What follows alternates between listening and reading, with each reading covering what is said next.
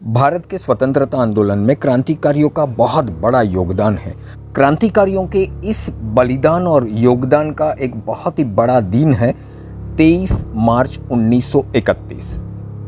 इस दिन भारत के लाडले भगत सिंह, सुखदेव और राजगुरु को फांसी की सजा दे दी गई थी। पूरे भारत में बहुत ही गुस्से का माहौल था।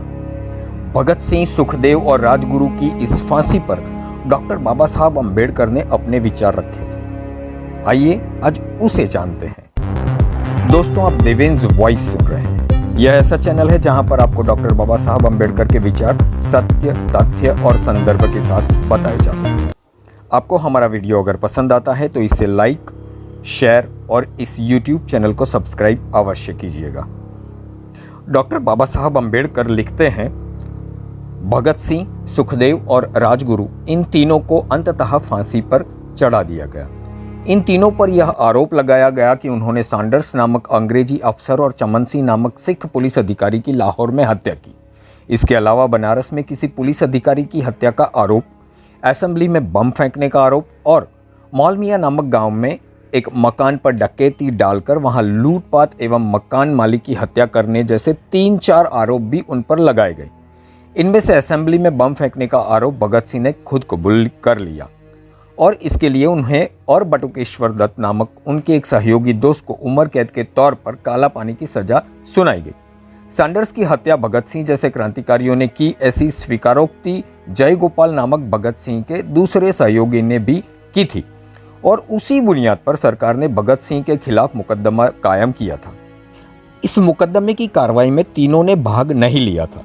हाईकोर्ट के 3 न्यायाधीशों के स्पेशल ट्रिब्यूनल का गठन करके उनके सामने यह मुकदमा चला और उन तीनों ने इन्हें दोषी घोषित कर दिया और उन्हें फांसी की सजा सुना दी।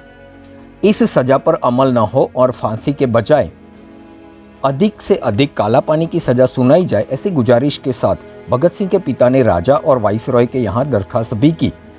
अनेक बड़े बड़े नेताओं और तमाम अन्य लोगों ने भगत सिंह को इस तरह सजा न दी जाए और इसे लेकर सरकार से अपील की थी।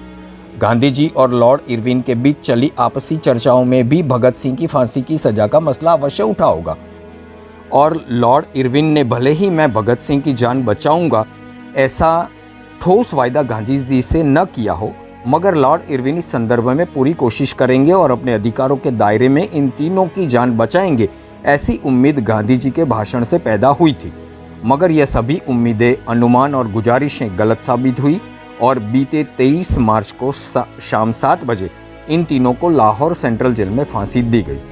हमारी जान बख्श दें, ऐसी दया की अपील इन तीनों में से किसी ने भी नहीं की थी। हाँ, फांसी की शूली पर चढ़ाने के बजाय हमें गोलियों से उड़ा दिया जाए, ऐसी इच्छा भगत सिंह ने प्रकट की थी। ऐसी खबरें अवश्य आई थी, मगर उनकी इस आखिरी इच्छा का भी सम्मान नहीं किया गया। न्यायाधीश के आदेश पर हुबहू अमल किया गया।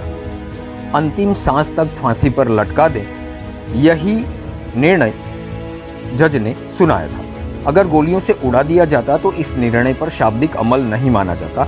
न्याय देवता के निर्णय पर बिल्कुल शाब्दिक अर्थों में हुबहू अमल किया गया और उसके कथन अनुसार ही उन तीनों को शिकार बनाया गया। यह बलिदान किसके लिए?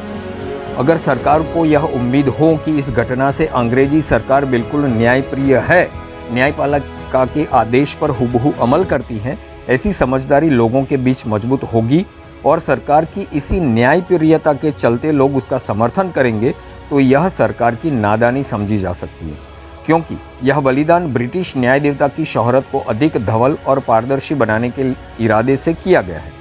इस बात पर किसी को भी यकीन नहीं है। खुद सरकार भी इसी समझदारी के आधार पर अपने आप को संतुष्ट नहीं कर सकती है, फिर बाकियों को भी इसी न्यायप्रियता के आवरण में वह किस तरह संतुष्ट कर सकती है?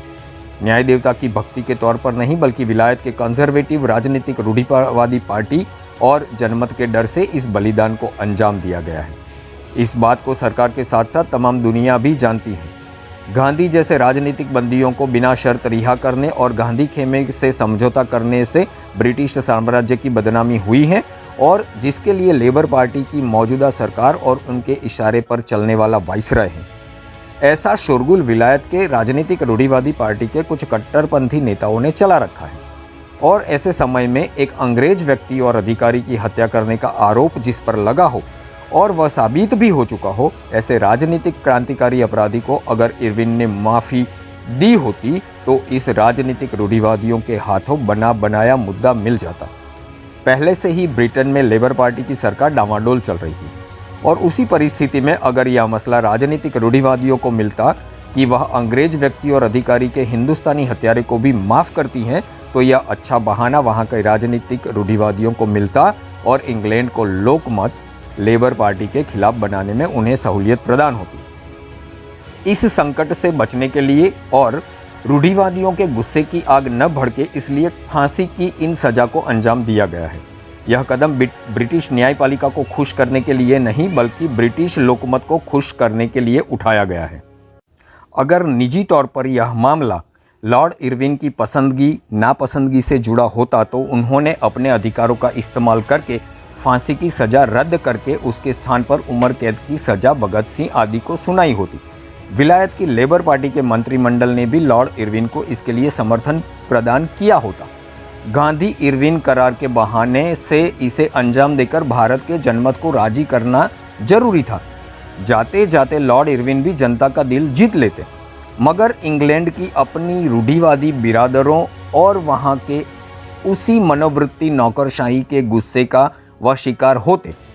इसलिए जनमत की परवाह किए बगैर लॉर्ड इरविन की सरकार ने भगत सिंह आदि को फांसी पर चढ़ा दिया और वह भी कराची कांग्रेस के 3-4 दिन पहले। गांधी इरविन करार को मिटियामेट करने व समझौते की गांधी की कोशिशों को विफल करने के लिए भगत सिंह को फांसी और फांसी के लिए मुकर्रर किया समय, यह दोनों बातें काफ़ी थी। अगर इस समझौते को विफल करने का ही इरादा लॉर्ड इरविन सरकार का था तो इस कार्रवाई के अलावा और कोई मजबूत मसला उसे ढूंढने से भी नहीं मिलता। इस नज़रिए से भी देखें तो गांधी जी के कथन अनुसार सरकार ने यह बड़ी भूल ब्लंडर की है, यह कहना अनुचित नहीं होगा। लुब्बो लुआब यही कि जनमत की परवाह किए बगैर गांधी इरविन समझौते का क्या होगा इसकी चिंता किए बिना विलायत के रूढ़िवादियों के गुस्से का शिकार होने से अपने आप को बचाने के लिए भगत सिंह आदि की बलि चढ़ाई गई है। यह बात अब छिप नहीं सकेगी, यह बात सरकार को पक्के तौर पर मान लेनी चाहिए। यह बात डॉक्टर बाबा साहब अम्बेडकर ने अपने अखबार जनता में 31 मार्च 1931 के दिन लिखी थी। अगर आपको हमारा यह वीडियो पसंद आया है तो इसे लाइक, शेयर और इस YouTube चैनल को सब्सक्राइब अवश्य कीजिएगा।